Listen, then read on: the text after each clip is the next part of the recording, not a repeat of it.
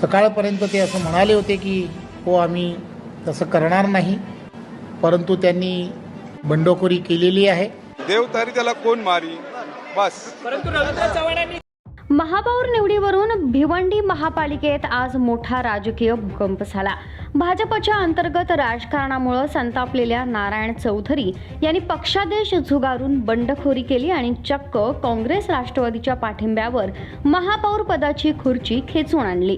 भिवंडी महापालिकेच्या या निवडणुकीत महापौर पदासाठी सुरुवातीला भाजपनं नारायण चौधरी यांचं नाव निश्चित केलं होतं.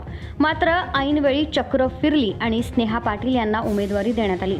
पक्षाच्या निर्णयामुळे नाराज झालेल्या चौधरी यांनी तात्काळ भाजपमधील 6 नगरसेवकांसह भिवंडी सेक्युलर फ्रंटची स्थापना केली.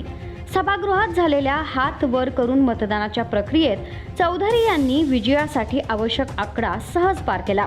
दुसरीकडे शिंदे सेनेनं कोणार्क विकास आघाडीच्या विलास पाटील यांना पाठिंबा दिला, ज्यांना 25 मते मिळाली.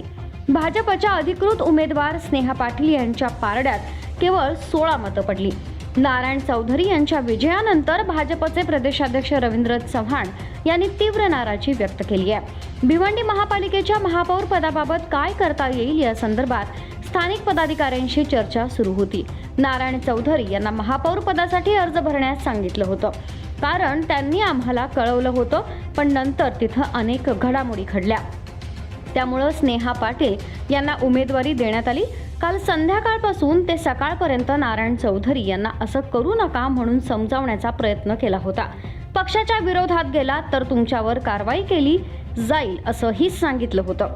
सकाळपर्यंत ते आम्ही बंडखोरी करणार नाही असं सांगत होते, तरी त्यांनी बंडखोरी केली. त्यामुळं ज्यांनी पक्षाचा व्हीप पाळला नाही त्यांच्यावर कारवाई केली जाणार आहे असं प्रदेशाध्यक्ष रवींद्र चव्हाण यांनी म्हटलंय. काल पूर्ण संध्याकाळपासून आज सकाळपर्यंत आम्ही नारायण चौधरी असतील, त्यांच्याबरोबर काही भारतीय जनता पार्टीचे नगरसेवक आहेत की जे कदाचित बंडखोरी करतील असं ज्यावेळेला लक्षात आलं, त्यांना फार समजवण्याचा प्रयत्न केला की आपण असं करू नये, पार्टीच्या विरोधात केलं तर पार्टी तुमच्यावरती कारवाई करेल, आणि असं आम्ही सांगत होतो. त्यांना समजवण्याचा अनेक जणही प्रयत्न करत होते, आम्हीही करत होतो. परंतु आता सकाळपर्यंत ते असं म्हणाले होते की हो आम्ही तसं करणार नाही, परंतु त्यांनी बंडखोरी केलेली आहे. हे आत्ता निकालाच्या अंती लक्षात येत आहे. त्यामुळे ज्यांनी पक्षाचा व्हीपच्या विरुद्ध काम केलं आहे किंवा मतदान केलं आहे, पक्ष त्यांच्याविरुद्ध